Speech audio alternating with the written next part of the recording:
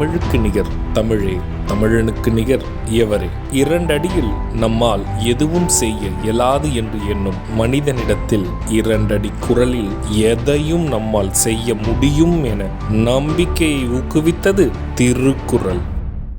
வணக்கம் குழந்தைகளே. வணக்கம் பகலவன் ஐயா. இன்னைக்கான குறளை நம்ம பார்ப்போமா? ஓ, பார்க்கலாமே. சரி, பாடத்துக்குள்ள போலாம். இன்னைக்கான குறள் அதிகாரம் 74, நாடு.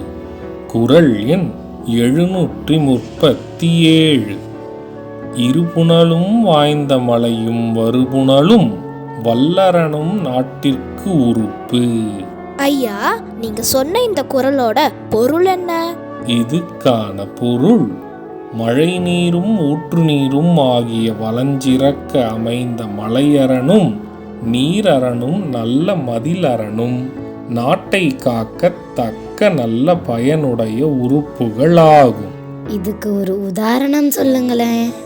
இதுக்கான உதாரணம், ஒரு நாட்டை காக்கக்கூடிய முக்கிய உறுப்புகள் என்பது மலைகளும் ஆற்று நீரும் மழை நீரையும் காக்க மதில் சுவரான ஏரிகளுமே ஆகும். நான் சொன்னது உங்களுக்கு புரிஞ்சுதா தீரன், இலக்கியா? நல்லா புரிஞ்சுது ஐயா. இனி இந்த குறள் எங்களுக்கு மறக்கவே மறக்காது. சரி பசங்களா, நாளைக்கும் இதே மாதிரி சுவாரஸ்யமான குறளை பார்ப்போம். நீங்க வீட்டுக்கு போன உடனே என்ன பண்ணணும்?